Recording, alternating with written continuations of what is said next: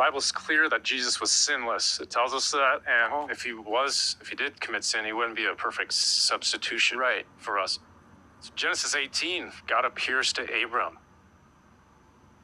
Abram cooks him a meal. Jesus, in the Old Testament probably. They eat a non-kosher meal. How do we reconcile that? Is it before the law was given, or? Well, it certainly is before the law is given, because the law, as you know, came with Moses, who was about 400 years or so after Abraham. So there was no kosher laws at the time. And we say that was the incarnate Jesus eating there, but we don't exactly know if that was the case or not. It probably was, but I wouldn't say that would be a problem. And of course, Jesus himself did away with the dietary laws. And why did he do away with the dietary laws? Because he had the authority to do so. Those dietary laws were just to keep Israel separate from the surrounding nations. They weren't based on God's nature, like, say, thou shalt not murder. That is based on God's nature. But dietary laws like don't eat certain foods, that's not based on God's nature. Those were just designed to keep Israel as separate and set apart from the nations around them. So there was the question as you heard it. Now Frank says, and we're going to take one section of what he says at a time. Well, it certainly is before the law is given, because the law, as you know, came with Moses, who was about 400 years or so after Abraham. So there was no kosher laws at the time. Did you hear that? Notice he did not give any specifics about what he meant by there was no kosher laws at that time. Doesn't mean there was no written law, or does it mean there was no law at all? I'm going to explain both sides of the viewpoint, since he was vague and too generalized in his explanation. The first one being that there was no written law at the time is a blunder argument, because none of the 10 Commandments, which he exalts as part of God's nature, like you just heard him say and explain basically, were not written either. So if he's going to be consistent with a logical argument and make it logical, that means the 10 Commandments don't apply to us either, and Jesus had the authority to change those too. But of course he doesn't believe that, because he says many times in other videos that 9 of the 10 Commandments are repeated in the New Testament, and the only one that is not repeated is the one about the Sabbath. Out of the 10 Commandments, 9 of them are repeated in the New Testament. The only one that isn't is keep holy the Sabbath. Why? Because what did the Sabbath represent? It represented rest. Did you see that clip? That's a lie. Like I have exposed him for many times in my other videos.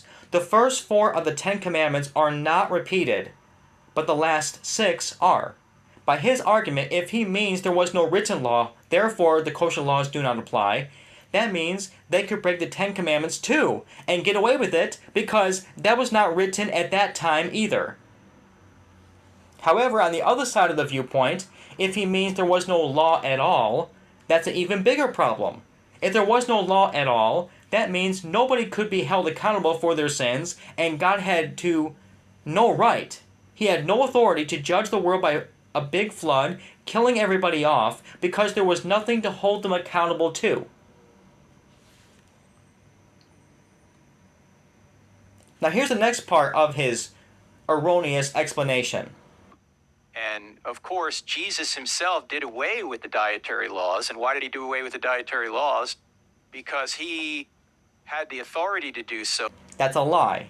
Jesus did not do away with the dietary laws. There is no scripture evidence in the perfect Bible text KJV that says so. It might say this in modern versions because people are going by the opinion of people, not the logical, consistent law with God. Then he says why Jesus did away with the dietary laws, and it was because he had the authority to do so. Again, that's a lie. He had no authority to change anything that God called an abomination. What was considered an abomination anyway? See this list here. By what authority did Jesus have to change what God declared to be an abomination? Here's the summary definition of abomination from Webster's 1828. So according to Frank Turek, Jesus had the authority to change and do away with what God declared to be extreme hatred for and detested. Jesus had the authority to do away with what God said was literally a defilement of pollution and evil doctrines and practices. So Jesus can take what God hated in the Old Testament and called it an evil doctrine or practice and now make it okay? If that's true, then God is psychotic. He makes him look like he had a bad temper and was an over-strict dictating monster in the Old Testament. But then here's little Jesus, who comes on the scene just in time to correct his daddy because daddy father was out of line and mean in the Old Testament. But then he went on with his blunder explanation. As you heard it before, those dietary laws were just to keep Israel separate from the surrounding nations. And they are not based on God's nature. Like, say, thou shalt not murder, because that is based on God's nature. Really? Does it really say that in the Bible? That the only reason why he gave these laws is to keep them separate from the world? Why would they have to be separate from the world in these laws? What was it about these laws that made it evil for them to do this? Is God just making stuff up as he goes along? And he was just thinking to himself, wow, I really need to figure out a way to keep Israel in line and to keep them from going into the world. I know. I will fabricate these dietary laws and say they can't eat certain things just because I said so. I don't have to give them an explanation. I'm God. Really? Come on now, Frank. Why did God give these laws to begin with? Boredom? Amusement? Bad arithmetic? Does this prove after all these years that God is weak at math skills? Or was he being an over-strict dictating jerk? Or was it because there are health-compromising consequences when you eat what he declared to be unclean and an abomination? Which reason makes more logical sense? It's obvious, the last one. Lastly, him saying it's not part of God's nature, but do not murder was, but not the dietary laws. Why are they not part of God's nature? Is it because they were written in Leviticus, and thou shalt not kill is part of the 10 Commandments? Is that his argument? If so, that's a bigger problem as well. The sins of bestiality and incest are not in the 10 Commandments either. Neither are they repeated in the New Testament, Frank. So then, according to you, Frank, we can commit those sins now because they're not part of God's nature, because they're not part of the 10 Commandments. And also, Frankie, they're not repeated in the New Testament.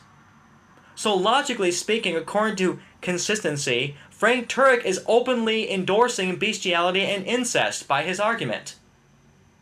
Oh, aren't we scholarly? Aren't we spiritual? Go get a regular job, canning fruit, or collecting carts from the parking lot in a grocery store, because you are disqualified and you do not belong behind a pulpit somewhere teaching the Bible.